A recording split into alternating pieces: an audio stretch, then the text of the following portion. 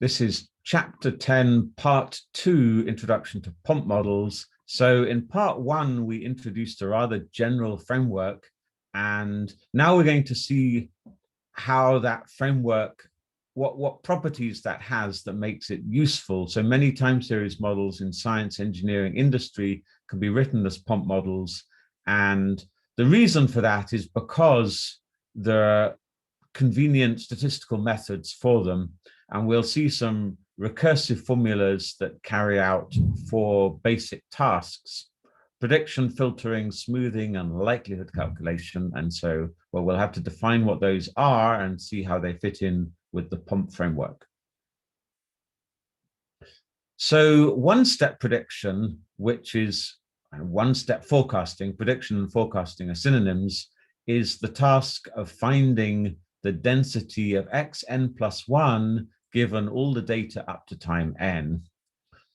You may think, why would you want to predict one time step? Maybe you might want to predict other time steps. We're going to focus on one time step because it turns out to be closely related to computing the likelihood function, central to statistical inference, and it fits in with these recursive formulas that we're going to get into. So one thing we can think about at this point is, when we call this prediction in equation 4, you might think sometimes people talk about point predictions rather than densities. Here, the prediction is a whole distribution. So in the context of forecasting, this would be called a probabilistic forecast. And why might we want to make a probabilistic forecast rather than a point forecast? What are the advantages and disadvantages? Well, the main advantage is that you get to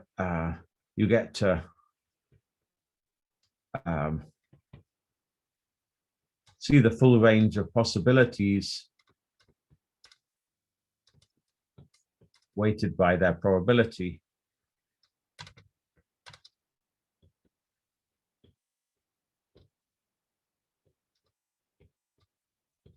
That seems pretty good. So why don't people always make probabilistic forecasts? Why do they sometimes just give a point estimate? Well, the disadvantage is it may be harder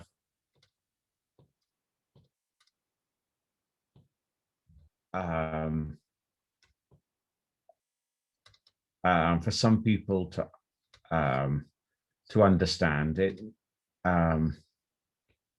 If you're a statistician, hopefully you're comfortable understanding a probabilistic forecast. So the filtering calculation is to find the conditional distribution of the latent process xn given data available up to time n. So it's a small difference from the prediction problem, because here it's a contemporaneous estimate. And so it basically involves calculating this density f xn given y1 through n. And this can be evaluated numerically or algebraically in some special cases. We'll see that Monte Carlo methods can be a good tool in the general case. One thing here to think about is why the name filtering. It's a slightly counterintuitive name for this kind of, you could call it nowcasting. You're trying to work out where you are in the latent process right now. And the name filtering comes from the history of signal processing, when noisily received signals were filtered through capacitors and resistors to estimate the source signal. And in some sense, that's what's going on. But now we work in a kind of general framework. So the third related problem is smoothing, when this is now hindcasting. Essentially, you want to work out where you were in the latent process at time n, but now the data have gone all the way up from 1 to big N, and So exactly why that's called smoothing is, well, if you draw a picture, you can kind of see it, right? So if the data are some sort of time series looking like this, then the smooth distribution of the latent process, this is going to be time 1, this is going to be time big N here, and then there's some little n, and you want to work out where x was at that time.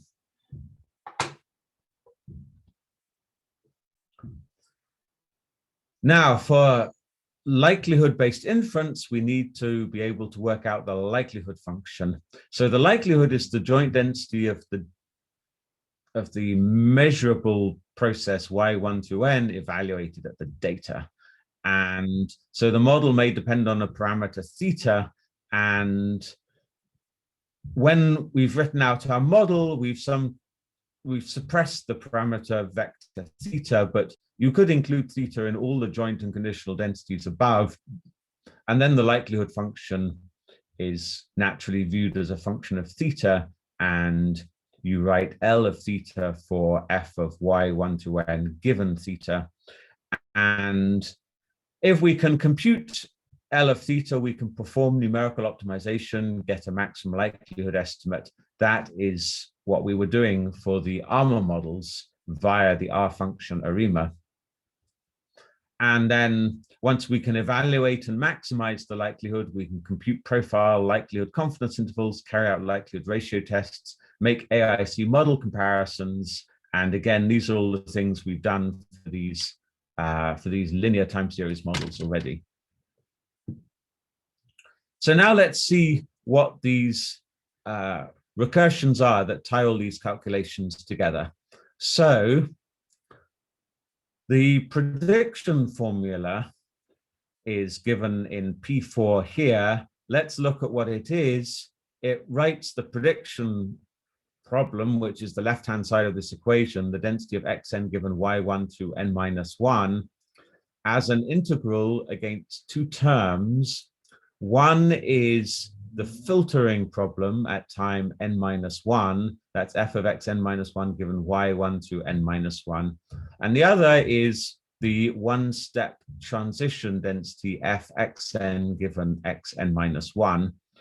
And so that makes the intuitive argument here is if you want to know where you are at xn given time 1 to n minus 1, well, the data up to time 1 to n minus 1 will tell you where xn minus 1 is, but they won't give you any more information about the future because of the Markov property and the conditional independence of the observations. So then you just take the filtering distribution and march on according to the transition process, and then the integral combines those two things together. Just as a little detail, if you want P4 to hold for all 1 through n minus 1, you need a little convention that what do you do when n is 1? When n is 1, you would have y 1 to 0. What does that mean? And we let that be the empty set. That's no conditioning at all. And so that means x1 given y1 to 0 is just f of x1 because there's no data at all when you have to predict x1 based on x0. Okay, and another little exercise is to derive P4 using the definition of a POMP model with elementary probabilities of joint and conditional densities. Equation like P4 looks a little bit scary, so that might seem a hard thing to do, but if you look at it right, it's in fact not too bad. And so here are some hints for deriving this formula and other formulas that we will see in the future. So I think the key trick is to notice that any general identity holding for densities must also hold when we condition everything on a new variable. And so using this trick, you can generate a whole host of new identities. So you're probably familiar, you should be familiar with the identity that the joint distribution of x and y is the density of x times the density of y given x. Now let's condition everything on z, and we get fxy given z is fx given z, fy given xz. Suddenly this seems less familiar, but it's a perfectly valid identity.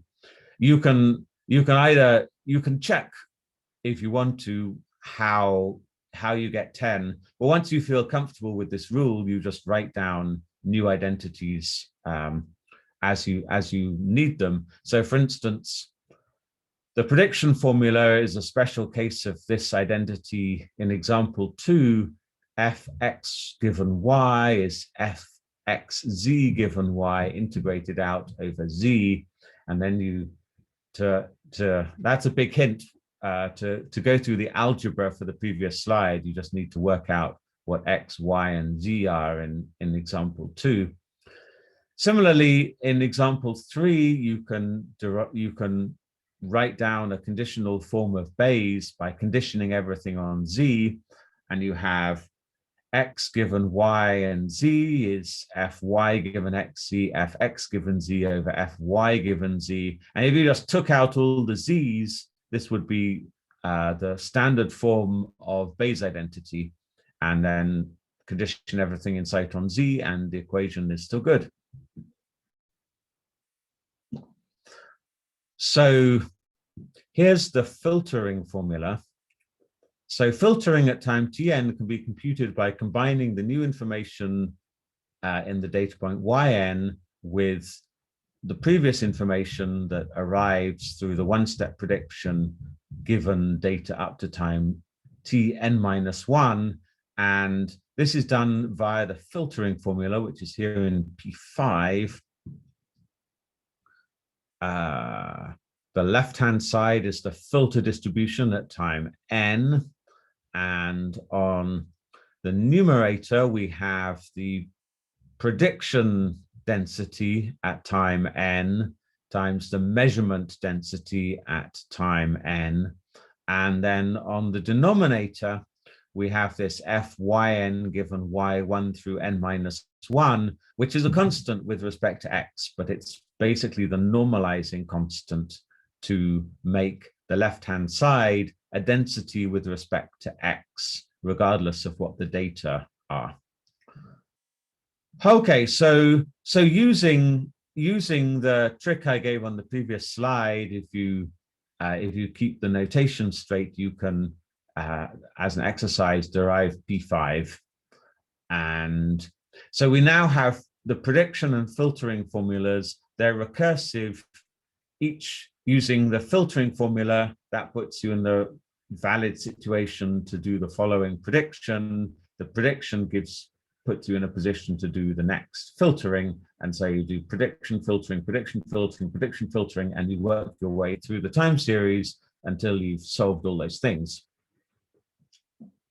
Now, there's a useful thing to notice here, which is that the denominator in the filtering formula, which its role in the filtering formula is really as a normalizing constant to make the density integrate to 1, but it happens to be also the conditional likelihood of the data yn star given the data up to time n-1.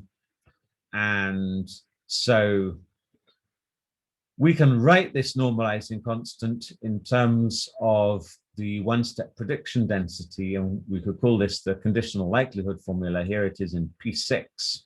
So if we want to know the density of yn given y1 to n-1, we can take the prediction density, that's xn given y1 through n-1, and then integrate it out against the measurement model yn given xn, and we get the left-hand side. Again, taking a little bit of care to make sure that y1 through 0 is the empty set. So when you want to work out the likelihood of y1, then you take the initial value fx0, multiply it by fx1 given x0, and then y1 given x1, and then you're good. Okay, so once we found a conditional likelihood as a kind of byproduct of the filtering step, then we can find the likelihood of the entire data set by multiplying together these conditional densities, and that's based on this identity in equation 13, that the joint density can be written as a product of one-step conditional densities. This is kind of interesting because these things on the right are one-step forecasts, basically. And the thing on the left is just the joint likelihood. It doesn't seem that one-step forecasts should be particularly more important than 2 or 3-step forecasts. But in this factorization of the likelihood, we're factorizing the likelihood in terms of one-step forecasts. And yet again, we have to be a little bit careful when little n is 1, and so n minus 1 is 0, and there is no observation at time 0. Okay, so that gives us the likelihood. We often work with the log likelihood instead of the likelihood, and so here at the bottom of this slide, I've written that out. It's just taking the log of a product, and the log of a product is the sum of the logs. So really, I'm just reminding you of the notation where little l is the log likelihood, which is the log of big L. And so that's how the log likelihood breaks down for POMP models. Okay, so there are similar recursions for smoothing, which are really less important for us in this course because we're going to focus a lot on inference, and we've just seen that prediction and filtering together give likelihood evaluation. So nevertheless, sometimes we want to smooth to compute values of the latent process at interior points. And so I'm going to give you the formulas. Here they are, P7, P8. Again, these are kind of, this is algebra that you can check. And on the left-hand side of P7, we have the likelihood of, well, we have the density of all the future data up to and including time n given xn. And we write that in terms of the measurement likelihood at time n. I shouldn't say likelihood really, measurement density at time n times the likelihood of the density of strictly future data given xn. It's not unusual to make this slip I've just done of calling it the likelihood, but if we want to be careful, the likelihood is when you view it as a function of theta. Okay, and so P7 looks a little bit like the prediction recursion, except you have the density of all future values of the observation. P8 looks, let's look on the left-hand side. We are looking at the likelihood of all the future data given xn and writing it out as an integral against the yn plus 1 given xn plus 1, and that's of the form, that's the thing we've just worked out on the left-hand side of P7, and then the transition density x n plus 1 given xn. So once we have those two things, we can step through the data and calculate them multiple times. And then we can combine them with the filtering problem to give the full smoothing. And so here you have it in P9. The left-hand side is the smooth density. And for the smooth density, we take the filter density, which accounts for all the data. Oops, there I actually have the prediction density. X n given y1 to n minus 1 is the prediction density. The prediction density takes into account all the data up to time n minus 1. And then the second part of this takes account of the data after time n, and that's exactly what we worked out through this backward recursion. And that's the numerator. The denominator is the normalizing constant. It doesn't have any xn's in it, but it just makes sure that this thing integrates to 1 over xn.